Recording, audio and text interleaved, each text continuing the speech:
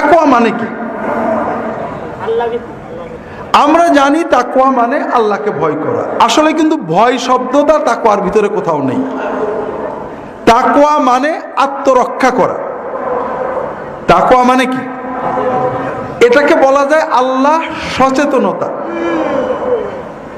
আল্লাহ আমাকে দেখছেন, এইটা করলে আল্লাহ নারাজ হবেন, এইটা করলে আল্লাহ খুশি হবেন, এই সচেতনতা যে মনে মগজে চেতনায় থাকে, এটার নাম কি? তাকওয়া।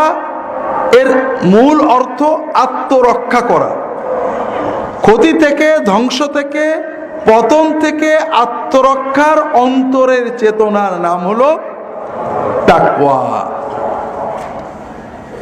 আল্লাহ কোরআন কারিমে বারবার তাকওয়ার কথা বলেছেন। রাসূলুল্লাহ সাল্লাল্লাহু আলাইহি ওয়াসাল্লাম যেখানেই বলতেন আগে তাকওয়ার ওসিয়ত করতেন। কারণ কি? কারণ হলো তাকওয়াই হলো মনুষ্যত্ব। তাকওয়াটা কি? তাকওয়া কি ভাই? যে কথা আগে বলছিলাম ওইটা একটু বলি।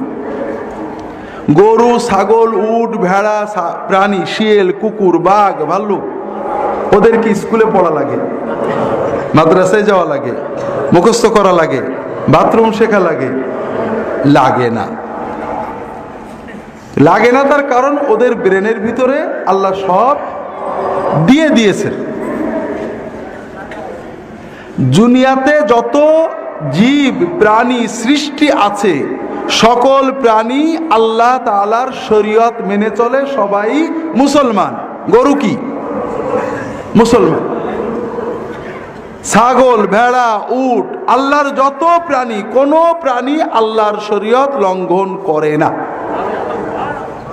খুব ভালো করে বোঝেন। আমরা অনেক সময় বলি যে লোকটা পশু হয়ে গেছে, বলেন না? যদি পশুদের কথা বলার ক্ষমতা থাকতো তাহলে ওরা হাইকোর্টে যে আমাদের বিরুদ্ধে মানহানির মামলা করত। কারণ কোন পশু আল্লাহর আইনের বাইরে যায় না। একটা বাঘ, একটা হায়েনা, একটা সিংহ জঙ্গলে থাকে, ইচ্ছা করলে প্রতিদিন কয়েকশো খরগোশ মারতে পারে না? খাদ্যের প্রয়োজন ছাড়া কোনো প্রাণী, জীবন রক্ষার খাদ্যের প্রয়োজন ছাড়া কি হত্যা করে নাকি? তাহলে প্রথম বিষয় হলো প্রতিটি প্রাণী মুসলমান, আল্লাহ যে বিধান, যে ব্যবস্থা দিয়েছেন এটা মেনে চলে।